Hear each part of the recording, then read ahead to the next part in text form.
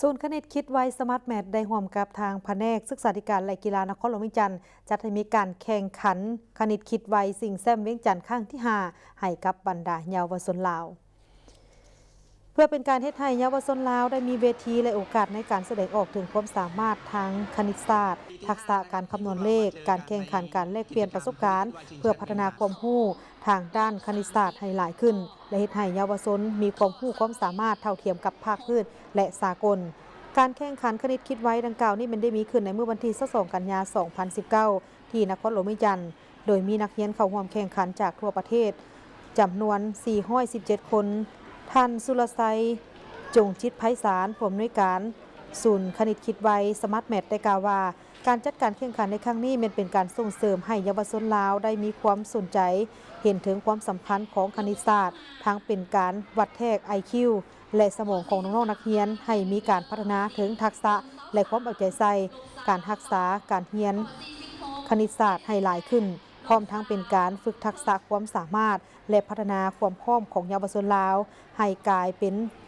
ศักยภาพที่เท่าเทียมกับภาคพื้นและสากลและให้มีการเติบใหญ่ขยายตัวเป็นกำลังแห่งอันสำคัญในการพัฒนาประเทศชาติในอนาคตการแข่งขันแม่นได้แบ่งออกเป็น4ระดับก็คือระดับ A มีอายุตั้งแต่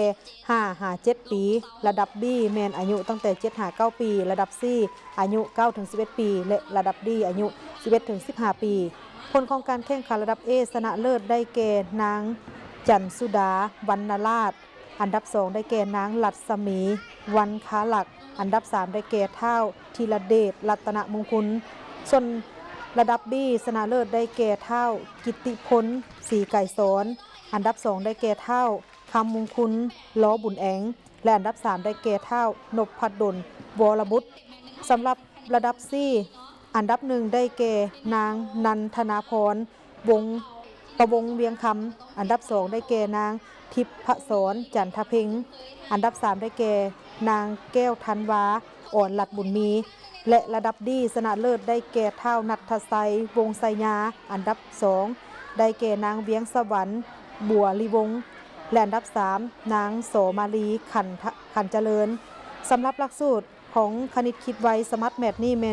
เป็นคณิตศาสตร์ทางเลือกแบบใหม่แขนงการหนึ่งที่เรียนโดยการสร้างแบบจินตนาการโดยได้ใช้ลูกคณิตโดยใช้ลูกคิดในสมองการคิดไล่เพื่อพัฒนา